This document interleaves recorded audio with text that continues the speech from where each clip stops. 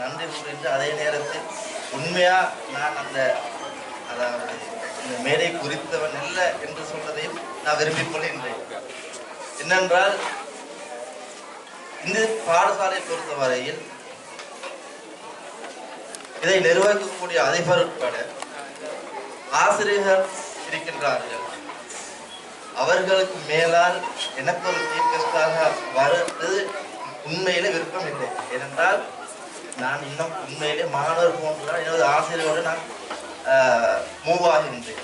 எனது தமிழில் கூட நான் பேசுவேன் சம்டைம் வந்து பேக்வேர்ட் ஆகிற காரணம் என்ன சொன்னால் எனது ஆசிரியர்கள் உண்மையிலே இன்று கூட நான் பெற்றோருக்கு அடுத்ததாக ஆசிரியர் சம்மதிக்கக்கூடியது உண்மையிலே. அந்த வகையில் எனது வீட்டுக்கு வரும்பொழுதோ ஹமீஸ் பிரின்சிபல் உட்பட ரிஷி சார் வந்த பொழுது நான் சொன்னேன், சார் இந்த ப்ரோக்ராமுக்கு நான் வரமாட்டேன் இருந்தும் 2-3 முறை கேட்டுக்கொண்டாங்க, நீங்கள் இல்லை இது ஒரு சீஃப் கெஸ்ட் நீ சும்மா ஒரு கெஸ்ட்டாக வாங்க சார். ஆனால் இந்த என்ட்ரன்ஸ் வரும்பொழுது உண்மையிலே எங்கே கொண்டு போய் சேர்க்கும் போது தெரியாது சார் ஒரு மேடை பயம் இருந்துச்சு. இருந்தும் அந்த மேடை பயத்தை இல்லாமட்டாலே இந்த சிறு வருது. ஏன்னா அவங்கள இப்படி பேசும்போது நான் ஏதாவது பேசித்தான் நான் ஒரு கட்டாய சூழ்நிலை. ஏன்னா நான் சில இடத்து போய்க்கிறேன். இருந்தாலும் இப்படியான மாணவர் சின்ன மாணவர்கள டோன் அடுத்தது வந்து இந்த எந்த வித ஸ்ட்ரெஸ் ஃப்ரைட் ஒன்றுமே இல்லாமலுக்கு உண்மையிலே நான் நினைக்கிறேன் பார்த்து வாசிக்கலாம். அது மெமரைஸ் பண்ணியும் சொல்லல.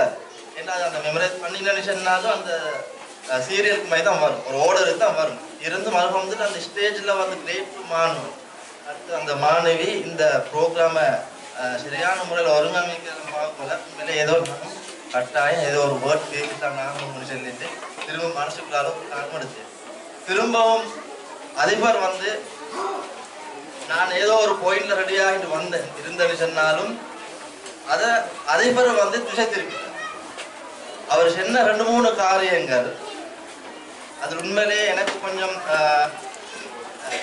அதாவது வந்து மிச்சம் சென்சிட்டிவான அடிக்கக்கூடிய விஷயம்தான். இந்த பெருமை அதாவது சீஃப் கெஸ்ட் என்று அழைக்கக்கூடிய பேர் திரும்ப நான் சொல்றேன், அது எனக்கு குறித்தானதில்லை. அது எனது பேரண்ட்ஸ் மூலம் வந்தது. இன்றைய கூட நான் அறிமுகமாகிறேன் என்று சொன்னால் கூட அது எனது தந்தையாக இருக்கணும். அது தந்தை தான், தாய் வந்து அதுக்கு பிறகு தானே இன்னார மகாமிஷத்தை நான் அறிமுகமாகுது.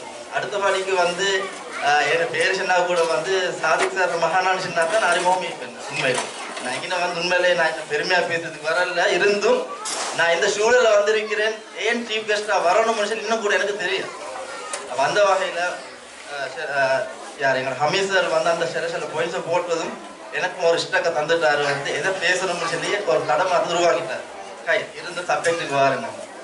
உண்மையிலே இந்த நிகழ்வு கிரேட் 1 இருந்ததுன்னு சொன்னால் இந்த மாணவர்கள் ஆரம்பத்தில் இருந்து வரும் பொழுது இவங்க வந்து ஒரு என்ன ஒன்றுமே தெரியாமல் தான் வருவாங்க. நான் நினைக்கிறோம் 5ஆம் ஆண்டாங்காட்டுக்கும் இவங்களோட முயற்சிகள் வந்து முதலாவது பேரண்ட்ஸ் அதாவது அவங்களோட உமா அப்பாவோட பெரிய அளவு சப்போர்ட் இருக்கணும். ஸ்கூலுக்கு வந்த பிறகு வந்து 2வது பேரண்ட்ஸ் ஆகிய ஆசிரியர்கள் வந்து உண்மையிலே அவங்களோட சப்போர்ட் இருந்துச்சுன்னா தான் இவங்களோட அடைய மட்டும் பெரிய அளவுக்கு அடையலாம். நான் உண்மையாக அந்த அளவுக்கு அனுபவசாலி இல்லை. இருந்தாலும் சில விடயங்கள் பார்க்கும் பொழுதும் இந்த சின்ன மாணவர்களுக்கு வந்து நாங்கள் வீட்டில் என்னத்தை பேசுகிறோம் எது பேசுகிறோம் அடுத்தது வந்து எதை கைட் பண்ணுறோம்ன்ற விஷயம் தான் ஸ்கூலில் வரும். ஸ்கூலில் இருக்கக்கூடிய டைம் வந்து வெரி லிமிட்டட் டைம். அந்த லிமிட்டட் டைமுக்குள்ளே வந்து இங்கே இருக்கக்கூடிய ஆசிரியர்கள் அதிபர் உட்பட அவங்களுக்கு வந்து ஃபுல்லாக சேஞ்ச் பண்ண இயலாது.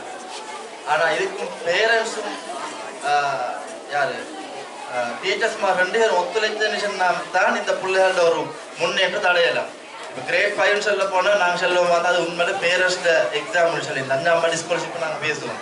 இந்த ஸ்காலர்ஷிப்னு வரப்போல கூடுதலான பங்களிப்பு வந்து பேரண்ட்ஸ்லேயே ஆசிரியர்கள் நினைக்கிற மாணவர்களுக்கு தவிர நான் நினைக்கிறேன் வந்து வரக்கூடிய காலங்களில் ஸ்காலர்ஷிப் இருக்குமோ இல்லையோ தெரியா. ஏன்னா கூடுதலான மாணவர்கள் சித்தி அடையிறதுக்காக முயற்சி செய்கிறார்கள். கிரேட் 6ல இருந்து வந்து என்ன செய்யுதுன்னா அவங்க அப்படியே எடுத்த முயற்சி கொஞ்சம் பாலாகக்கூடிய சந்தர்ப்பங்கள் ஏற்படுச்சுன்னா எடுக்கக்கூடிய முயற்சி அவங்களோட கெப்பாசிட்டிக்கு மேல். நான் அதை வந்து நான் டிஸ்கரேஜ் பண்ணல. உண்மையிலேயே ஒரு அப்படி ஒரு காம்படிஷன் இருக்கணும். ஆனால் அது ஏதோ ஒரு லெவலில் இருந்து அல்ஹம்துலில்லாஹ் பிள்ளைகள் வந்து கூடுதலான முறையில் ஃபியூச்சரில் ஒரு லீடராக வரக்கூடிய சந்தர்ப்பங்கள் இருக்குது. அடுத்ததாக நான் பார்த்து இந்த மாணவர்கள்ட இது இன்றைக்கு ஃபர்ஸ்ட் டே இருந்துச்சுன்னாலும் இன்றைக்கு ஒரு உண்மையிலே ஒரு நான் நினைக்கிறேன் வந்து அது சீட்ஸ் ஒரு விதையை நட்டுற இடம். அப்போ இன்றைக்கு விதையை நட்டினுச்சுன்னா அது நாட்டக்கூடிய தோடம் தான் இது ஒரு பாடசாலைன்னு நினச்சிக்கொள்ளும்.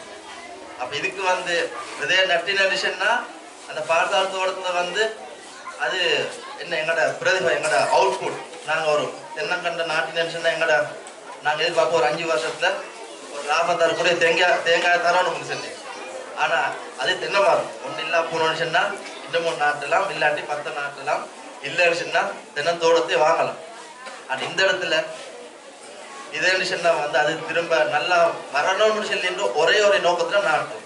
அப்போ அது நாட்டுக்குள்ளே வந்து உண்மையிலே வந்து அது நல்ல முறையில் நாங்கள் பரிபாலிப்போம், நாங்கள் நல்ல முறையில் மெயின்டைன் பண்ணணும்.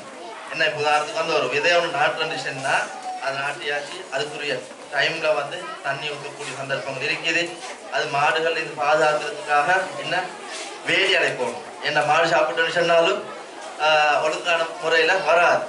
ஆகவே மாணவர்கள் நான் இன்றைக்கு நியூ எட்மிஷனில் வந்து கொண்டு செய்கிற ஒரு விதையை நாட்டம் ஒன்று மைண்டில் வச்சுன்னு சொன்னால் அது ஸ்கூலுக்கு மட்டுமில்லை பொறுப்பு, பேரண்ட்ஸுக்கு பொறுப்புன்னு சொல்லத்தை நான் உணர்த்து வருகின்றேன். ஏனென்றா சில இடத்துல இருக்கிற என்னன்னு சொன்னால் ஸ்கூலுக்கு போய் தெரிஞ்சுன்னா டீச்சர்ஸ் மாதிரி தான் பிள்ளைகளுக்கு பொறுப்புன்னு சொல்லின்னு ஒரு விஷயம் இருக்கு.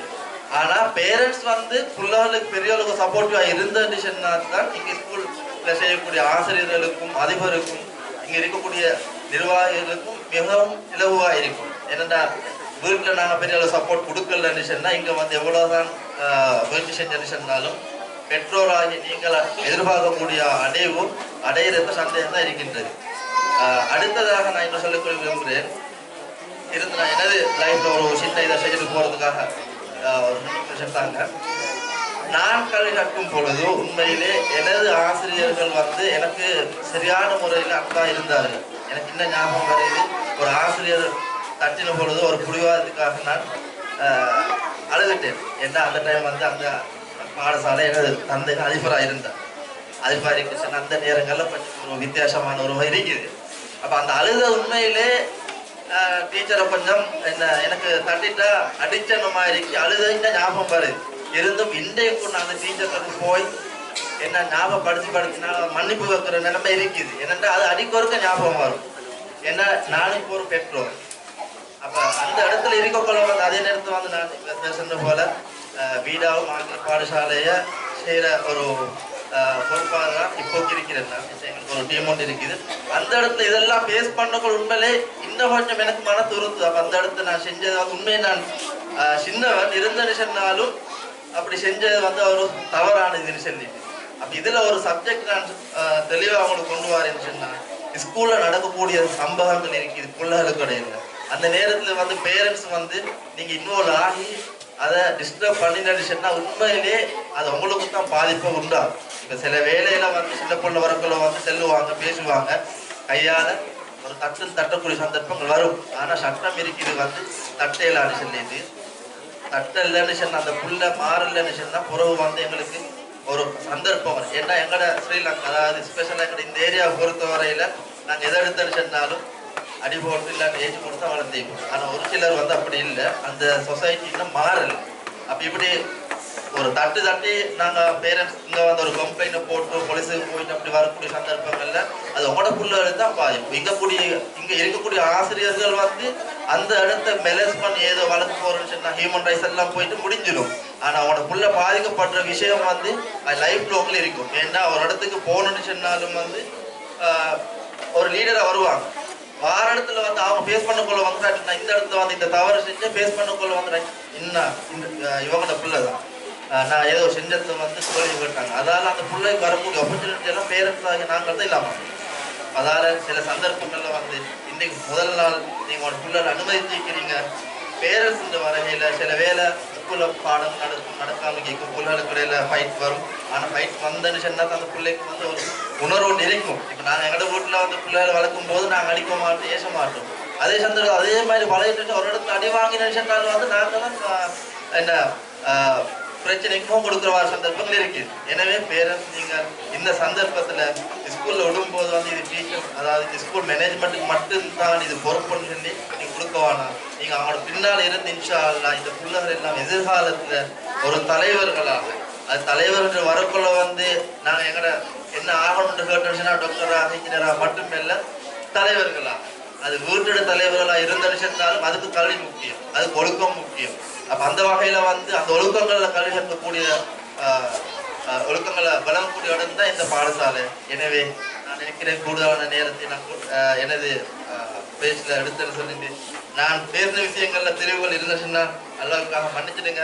அடுத்தது வந்து திரும்ப சொல்லிட்டு போற வந்து இந்த இடத்துகளை பொறுத்த வரையில நான் அதுக்கு தகுதியான நல்ல இருந்துச்சுன்னாலும் ஏதோ அல்லாட ஏற்பாடு அதிபர் உட்பட ரிசீசர் வந்து கதைச்சி இந்த இடத்துக்கு கட்டாயம் வரணும்னு சொல்லி கொண்டு வந்ததுக்கும் எனது நன்றியை தெரிவித்துக் கொள்வதோடு இங்க இருக்கக்கூடிய மாணவர்கள், பெற்றோர்கள், ஆசிரியர்கள் மற்றும் சங்க எஸ்டிஎஸ் மற்றும் பழைய மாணவர்கள் எல்லாருக்கும் எனது நன்றியை தெரிவித்துக் கொள்கிறேன். இதாக அஸ்ஸலாமு அலைக்கும் வரஹ்மத்துல்லாஹி வபரகாத்துஹு.